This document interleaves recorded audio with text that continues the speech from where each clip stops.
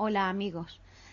Durante el rezo del Ángelus el pasado domingo en Lorenzago di Cadore, dijo el Papa que daba gracias al Señor porque también este año le ofrece la posibilidad de pasar unos días de descanso en la montaña y que también estaba agradecido a cuantos lo habían acogido allí.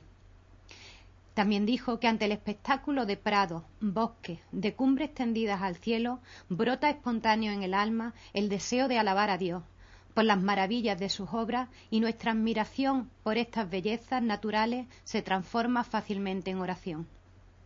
Dice Benedicto XVI que todo buen cristiano sabe que las vacaciones son tiempo oportuno para reposar el físico y para alimentar el espíritu a través de espacios de oración más amplios, para crecer en la relación personal con Cristo y conformarse, es decir, ajustarse cada vez más a sus enseñanzas.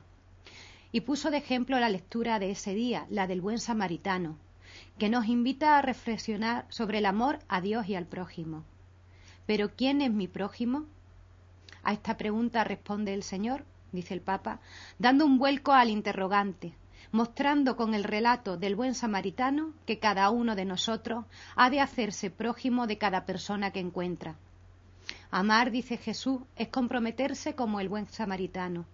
Nosotros sabemos que el buen samaritano por excelencia es precisamente Él, que aun siendo Dios no dudó en bajarse hasta hacerse hombre y dar la vida por nosotros.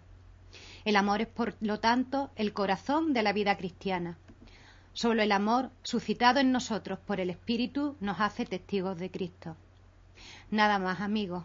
Me despido con el deseo del Papa para aquellos que estén de vacaciones, de que el tiempo libre de estas vacaciones os ayude a profundizar en vuestro vínculo con Dios y con las personas que tenéis cerca, y que sigáis viendo Diócesis TV.